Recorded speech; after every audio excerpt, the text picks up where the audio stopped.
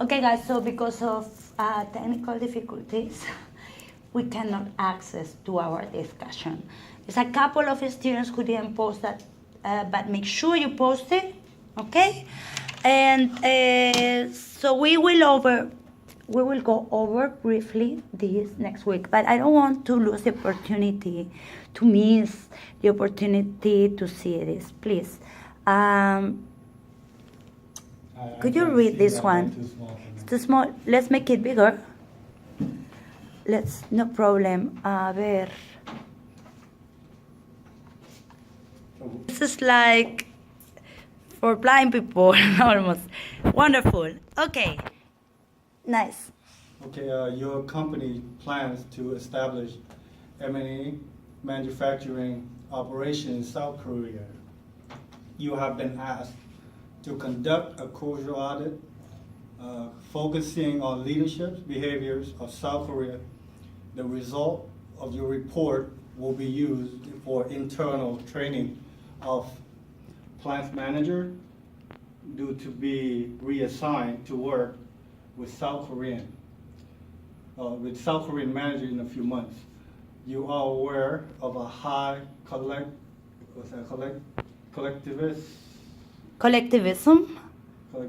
culture with a Confucian code of ethical behavior in South Korea.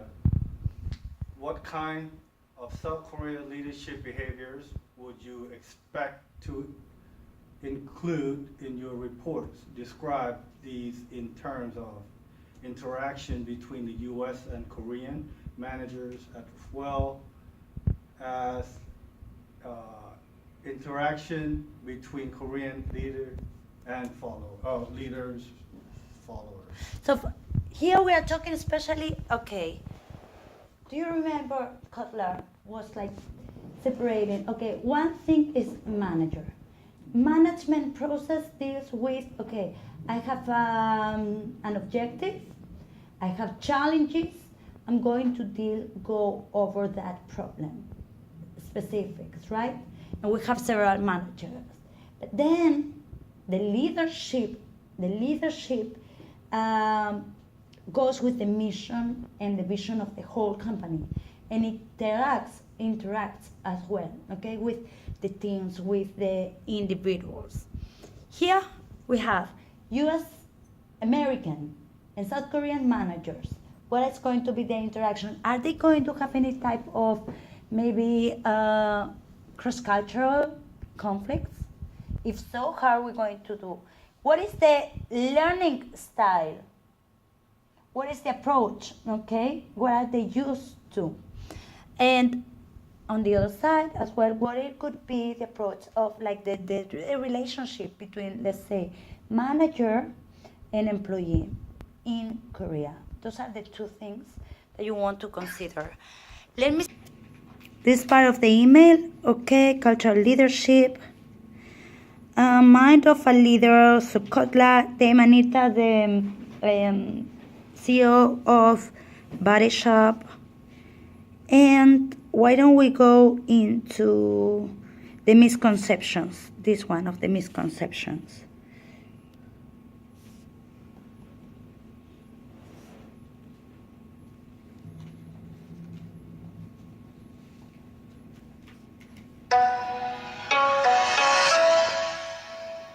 What are the common misconceptions, would you say, that non-Koreans have when working for Korea Inc.?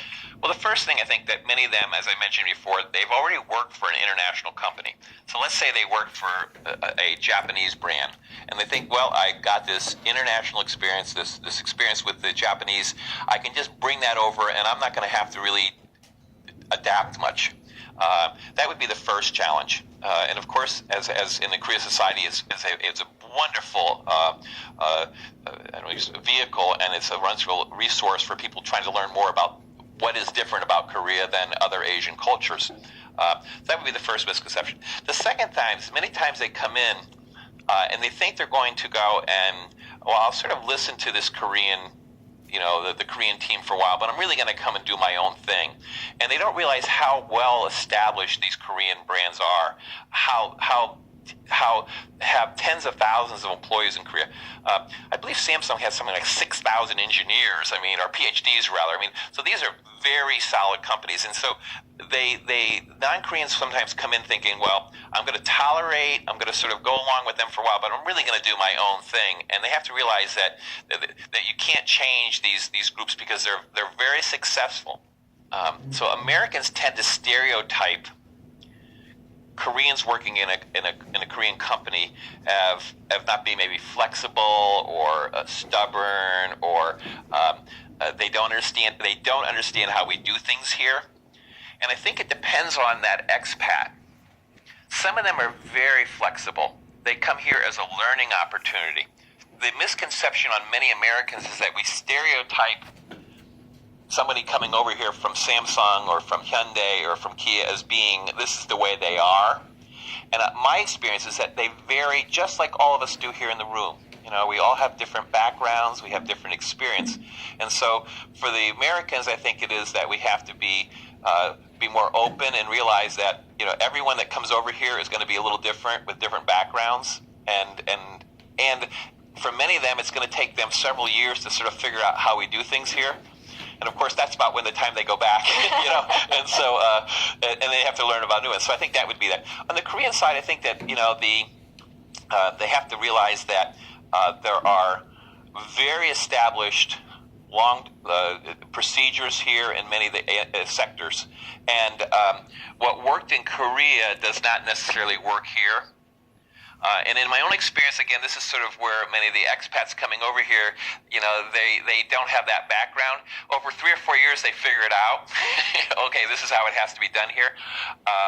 And so I think that would be on the Korean side. The misconception is that, you know, hey, there's every sector, every industry, even every state here can vary so much that, you know, you can't bring just because it worked in Korea, it may not work here, and it may not even work it might work in LA, and it may not work in New York.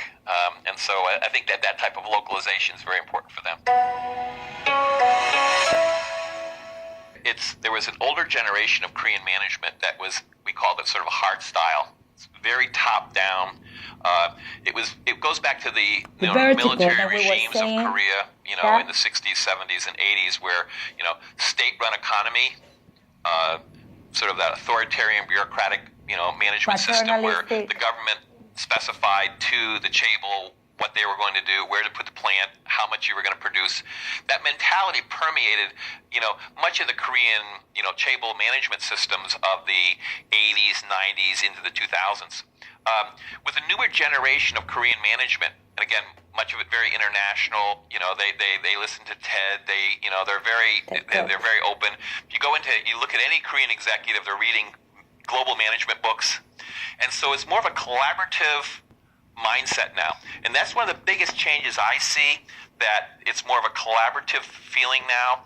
And so I think that before it was that old military authoritarian regime method where it was just very top down and no communication backup. So the pilot wasn't allowing any junior to ever go and contradict them or comment to them, you know, I'm the senior, you're the junior, and, you know, where today it's a much more collaborative.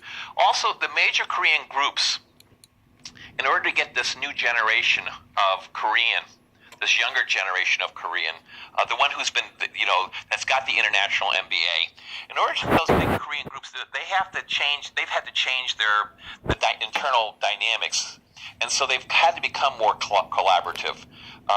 You know, you hire this brilliant young woman or man, very creative, you know, and so, you know, you need to create a different climate in the workplace where you're taking their input.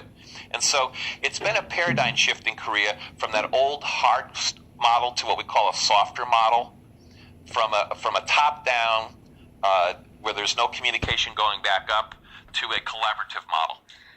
Can I ask a follow-on to that? Do you think that shift occurred because of external environments, or was that an organic shift? It's an organic shift, yeah.